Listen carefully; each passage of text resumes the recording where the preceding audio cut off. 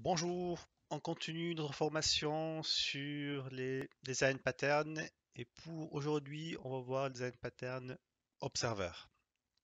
Alors, de quoi il s'agit? C'est un design pattern assez simple mais très important. En fait, c'est un design pattern qui traite les, euh, les, les événements dans nos applications en PHP. Tout simplement, il est composé de deux composants importants. Il y a un objet qui s'appelle observateur ou observer et un objet qui s'appelle observable. Ce qu'il fait, c'est que l'observateur, il regarde, on va dire, l'observable et lorsque un événement est arrivé, l'observable envoie l'information à l'observateur. Bien évidemment, un point est très important, c'est que l'observateur doit s'abonner, on va dire, doit s'enregistrer chez l'observable pour recevoir ces informations ou ces notifications. Donc c'est un système qui est fait en programmation orientée objet pour la gestion des événements. Alors, dans ce cas de figure, comment on va l'implémenter? Toujours, on reste dans notre exemple des bâtiments. Donc nous, on va prendre comme exemple, alors on va créer le fichier déjà. Alors,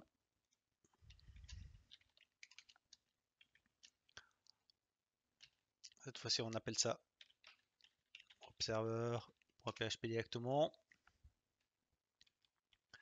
Alors, donc notre observateur, ça va être le manager. En réalité, ce qu'on va faire, c'est que le manager,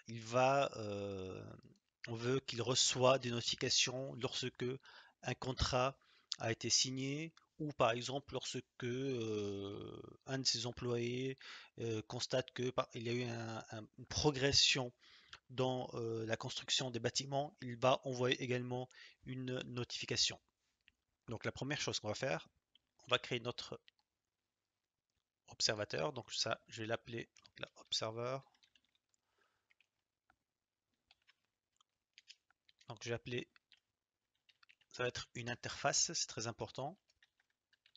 Donc interface manager. C'est dans cette interface là que je vais déclarer une méthode de notification d'alerte. Donc là, je vais appeler ça alerte.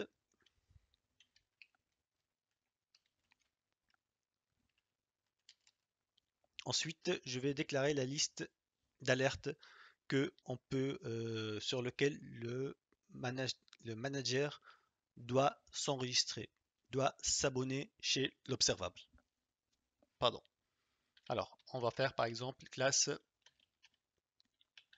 notification de contrat notification, et il implémente la classe manager.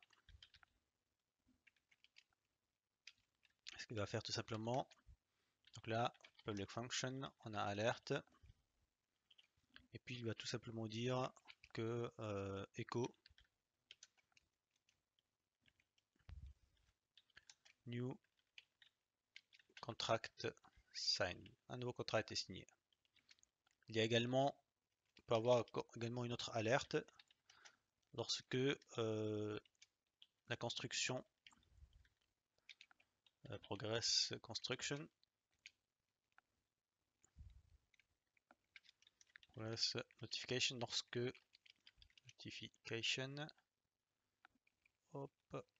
notification, il implémente toujours manager, et on a toujours la même méthode public function alerte. Cette fois-ci, ça va être echo,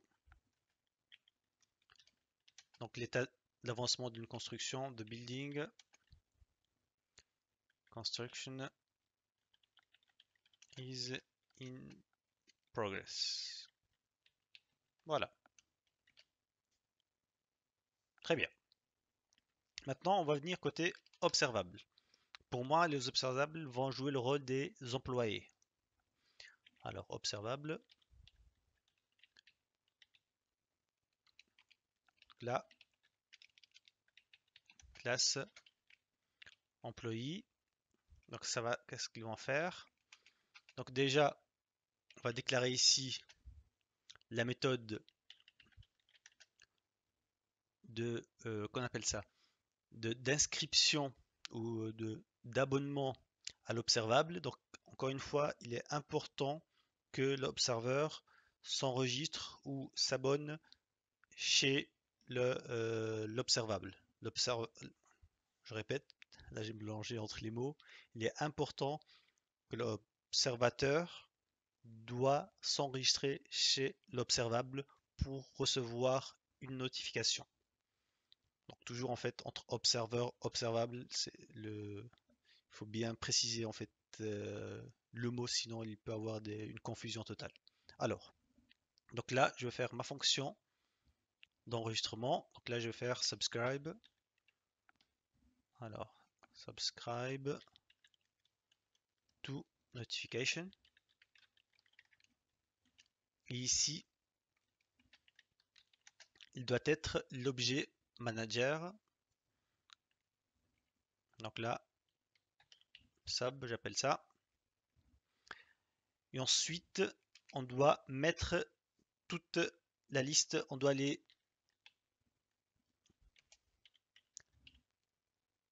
empiler, la liste de toutes les inscriptions. Alors, pour ça, déjà, on doit créer une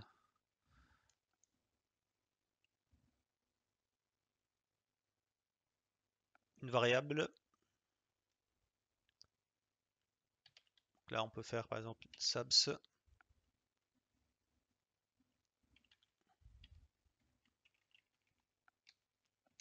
Ça va être, oups, ça va être une oreille. Voilà.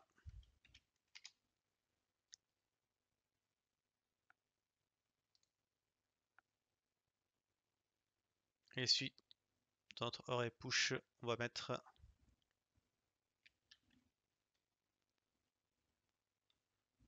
alors ici public.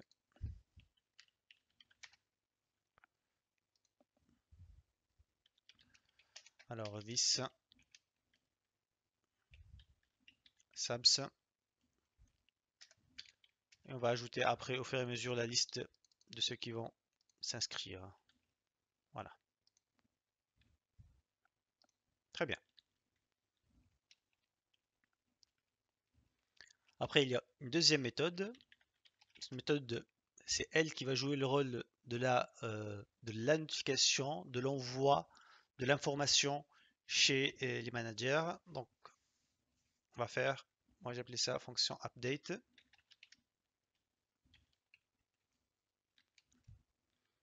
Et on va faire un for each.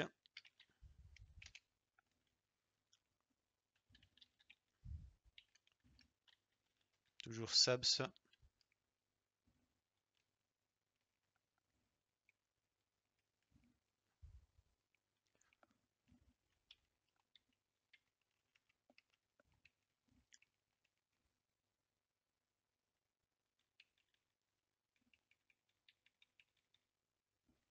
Là, on va dire subscriber. On peut donner un autre nom beaucoup plus parlant. As observer, c'est beaucoup mieux. Et ce qu'on va faire tout simplement, observer, on a alerte. Tout simplement ça. Et j'ajoute un petit écho, pourquoi pas.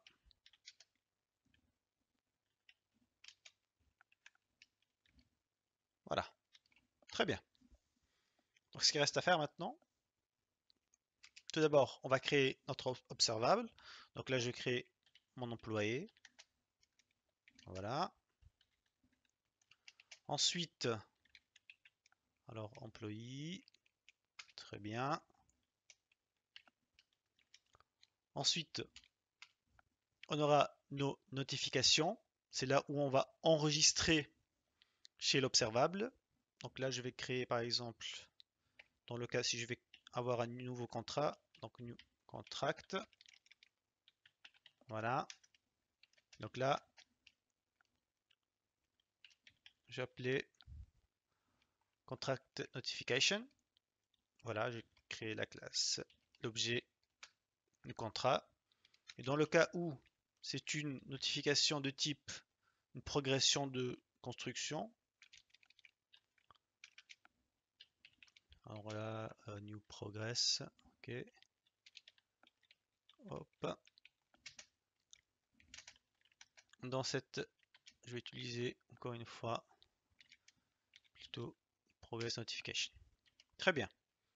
Donc là, on a créé une notification. Maintenant, on va s'enregistrer chez l'observable. Là, je vais faire register.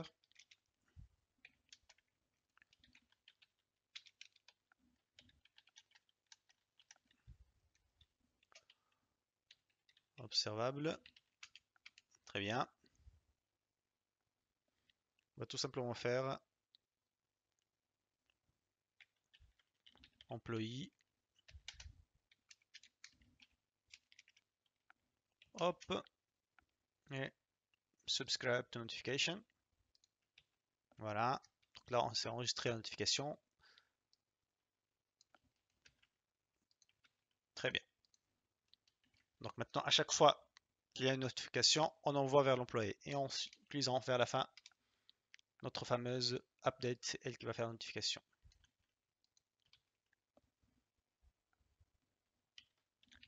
Update send notification.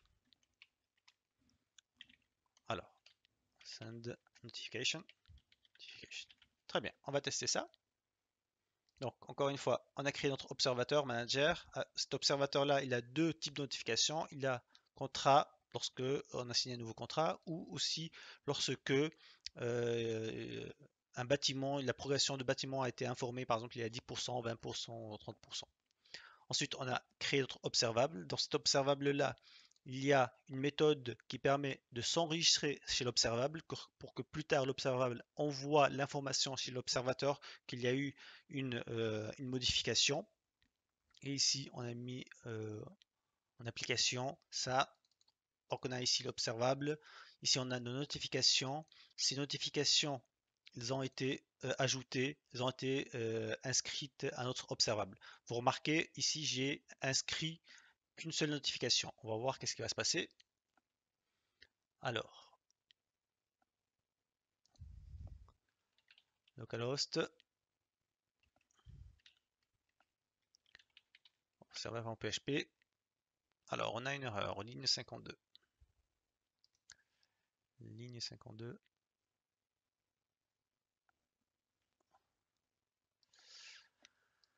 Qu'est-ce qu'il nous dit, ligne 52?